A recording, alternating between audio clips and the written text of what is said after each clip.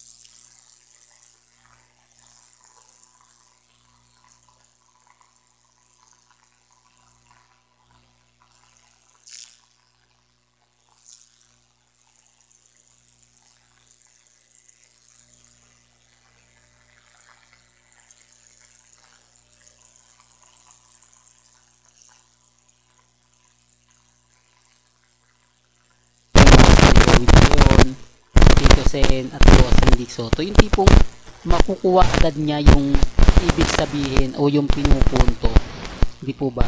Yung tipong kailangan yung punchline makuha mo agad-agad, pero pag huli na bago mo naintindihan yung punchline, wala na, di po ba? Sabi nga ni yung Master Joey De Leon, ang punchline mas maganda ibato mo doon sa taong makaka-pick up agad, hindi yung sa taong mapipick up niya sa huli na, di po ba? Yung tipong magugulat muna siya bago siya mag-react, di po ba? Yung tipong hindi katulad ng isa magaling na sumagot, di po ba? Kasi may yung tipong pag binato mo ng pick up lines, agad-agad mapupunto niya, agad-agad masasagot niya.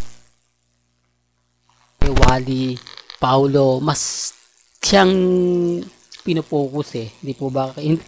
Hindi katulad kay Atasha. Kapag kay Atasha, kailangan kompleto mo talaga siya ibabato, yung mas madali niya maiintindihan. Medyo nagtatagal doon, di po ba? Ganun din naman po si Miles. Hindi katulad ni Mengay, yung mga punchline kapag nakita mo na maganda, pag binato agad-agad, may counter siya, yung tipong hindi kayo mauubusan ng pag-uusapan.